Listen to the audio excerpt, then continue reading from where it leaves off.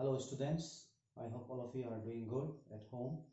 So today in this video we are going to discuss on the topic measurement, and this is the continuation of the last video, that is chapter 10, and we are going to discuss today on 3 points, that is measurement of capacity, measurement of time, and measurement of temperature. So what is capacity? The quantity of a liquid that a container can hold is called a capacity. Okay, that means let us consider a mug. I have a mug with me. So this mug can hold 1 liter of water.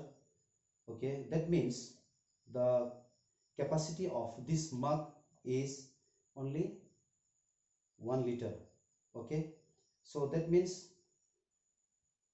we have already known how the measurement of capacity is done, and the standard unit of measuring capacity is liter. And when we measure a large amount of liquid, we use liter, and for the smaller quantity of liquid we use milliliter. Okay, so let us move on with the second point, that is measurement of time.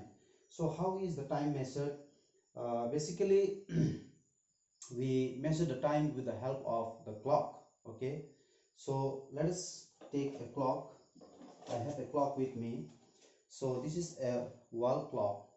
So with the help of this clock we can measure the time. Okay, so here we see the numbers written from 1 to you can see here 12. Okay, and we can also see three hands. One is the short hand. This tells us an hour, and this is a long and a thick hand, which tell us the minutes.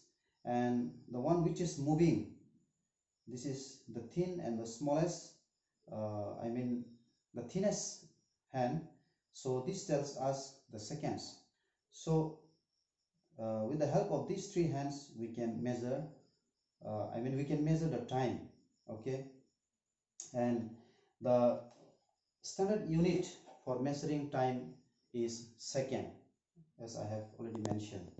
Okay, so let us move on to the last point, that is measurement of temperature. Okay, so dear students, let us follow the books. I have a book with me. So let us turn to the page number 125.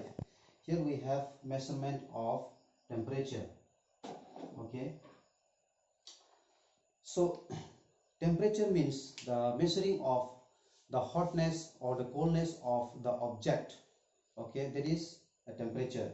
So when we measure the temperature, basically we use a device called thermometer.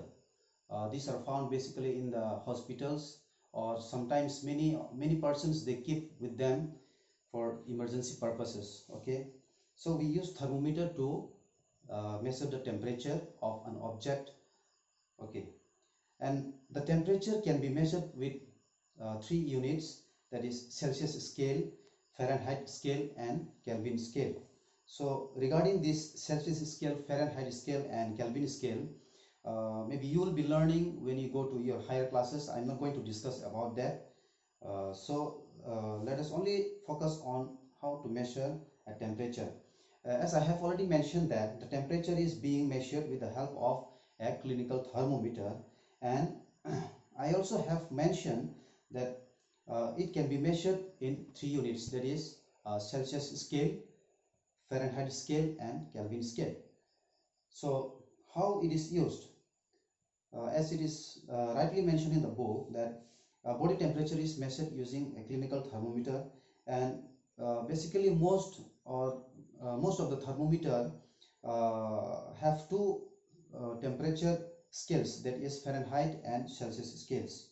Okay, so how is it measured? When the thermometer especially the thermometer, clinical thermometer, it is then kept in the armpit for the young children below 10 years, and for the adult it is given below the tongue.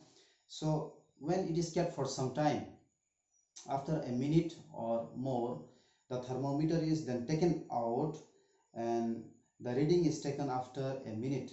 So you will notice that the mercury rises if the temperature rises. Okay, if our body temperature is more, the mercury will rise, and if it is normal, it will not rise. It will be, it indicates the body temperature. Okay, so let me tell you one thing is that the normal body temperature, human body, we have a temperature. If we touch our body, we have, our body is hot, right?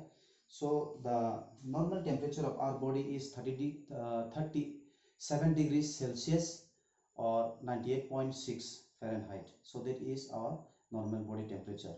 And after the reading of the thermometer, if it is kept in your body, if it goes above the normal reading, that means a person is considered to be sick.